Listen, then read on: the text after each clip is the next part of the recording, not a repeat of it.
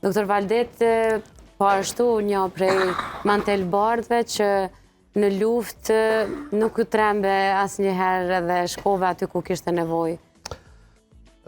Fillimisht faleminderit për ftesën. Sigurisht se për këto 27 vjet është hera e dytë që kom folë, që kom qenë pjesë e ndihmës së popullatës, po edhe të ushtarëve të ushtrisë shërimtare të Kosovës, për çka ndjem shumë krenar dhe këtë pjesë kom pjesën më të mirë të jetës time.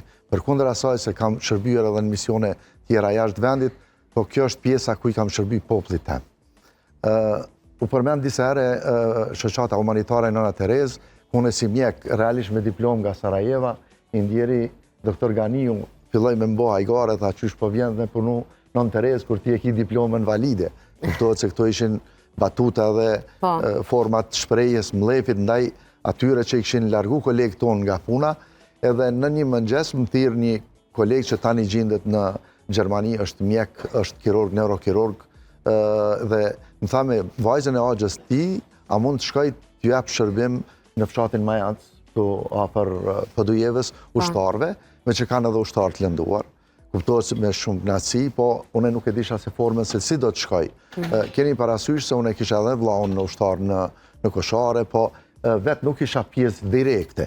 Edhe në atë moment ajo lindi ajo dashnia e madhe dhe që të ndalem atje, me që shkum te më duket Vaholli, aty nisi një autobus, shkon te Majanc, pas dite dikur vonë kthej, edhe forca edhe madhështia asaj vajze të re, që e merr këtë çantën e mjekut me këtë pajisjet, që mos me mëzon mu, se me vo me mëzon të kuptohet dijen pasoja se çka të gjen. E aty kisha edhe një set kirurgjisë të vogël, me që kishte edhe për më i largu plumat, ose më i mbyll plagët e kështu me radhë. Kur shkova atje, është interesant ajo pjesa më e ndihshme ku mbani edhe mua mundi keq se unë si djalë i ri nuk jam aty, dhe sa baba i shokut që më kishte thirr, Axha Paik i ndjerë, që tani nuk jeton më, ishte aty, edhe se ndoshta janë këto momente emocionale,